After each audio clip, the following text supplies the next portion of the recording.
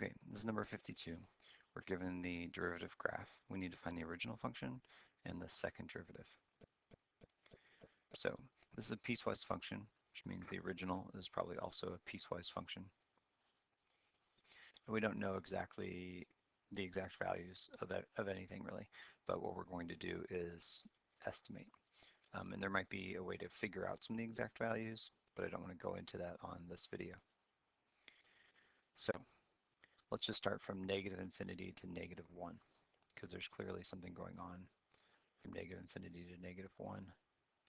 Then negative 1 to 1, there's an interval. And from 1 to infinity, there's an interval. So that's the space I'm going to be working in.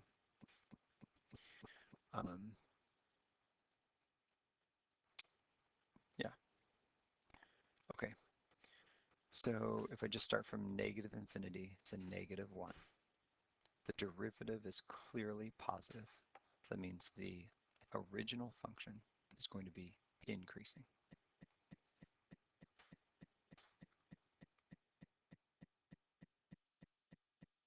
From 1 to infinity, the derivative graph is positive. So my original function is increasing.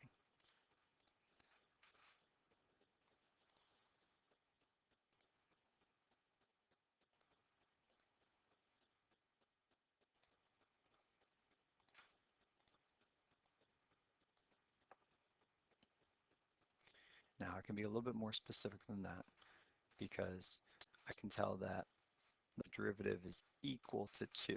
So if f prime is equal to 2, that means f of x would have had to equal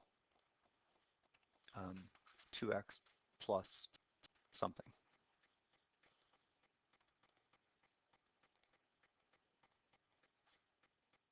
When I take the derivative of 2x plus something, I get 2. So what I'm going to do is give myself a slope of 2. The line that they graphed actually has a slope of 2. So I'm just going to copy that from negative 2 to 0, and then from 0 to 2. So this blue line, which is meant to be part of my original function,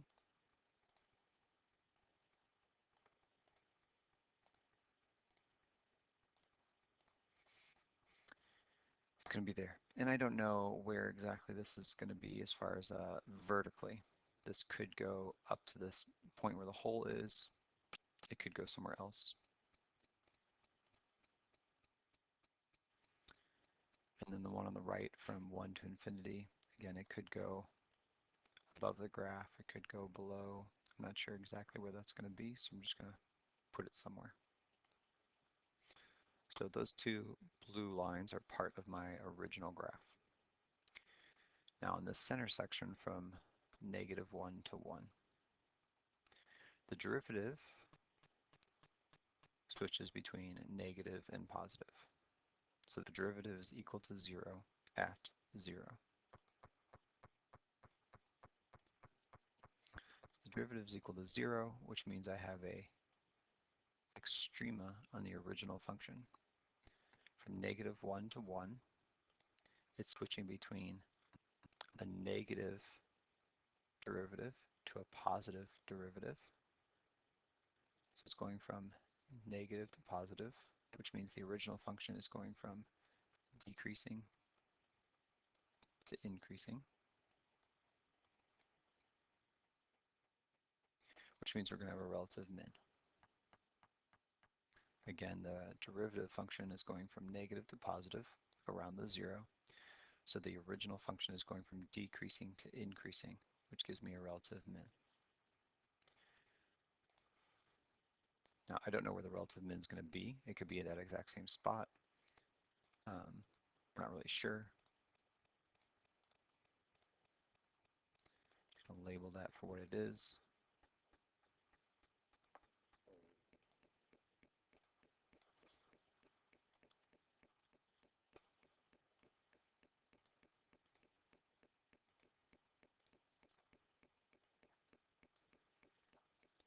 All right, I know the original is decreasing, then increasing.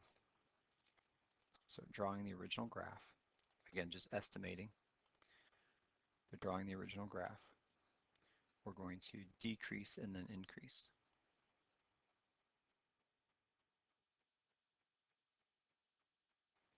And I don't know, maybe I can think about it. If it was continuous, the derivative still wouldn't exist, right? The slope to the left of -1 is 2. Then the slope from at -1, coming from the right, that slope looks like it's going to equal -2 according to the derivative graph. But I don't know if this curve is shifted up or down, whether this original function, even though it's piecewise, I don't know if it's continuous or not continuous. That doesn't really matter for right now. I like it being continuous, so I'm going to say that it is, but I don't really know. And I have to think about that some more. But for right now, that's what I can do. Now my second derivative is based on where the derivative is increasing or decreasing. So my second derivative graph, I have constant a few spots, and then I have an increasing nature.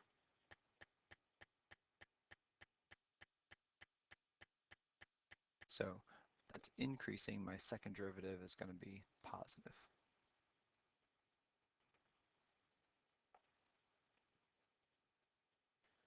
So on that line, my derivative is increasing the entire time. That means my second derivative is positive. And I know the slope of that line is 2, so the second derivative is equal to 2.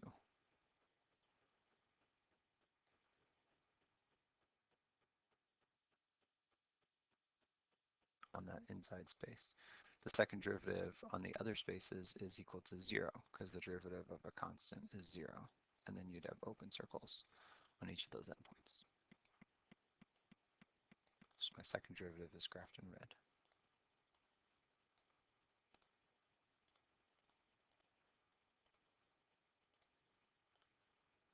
And I think that's it for now.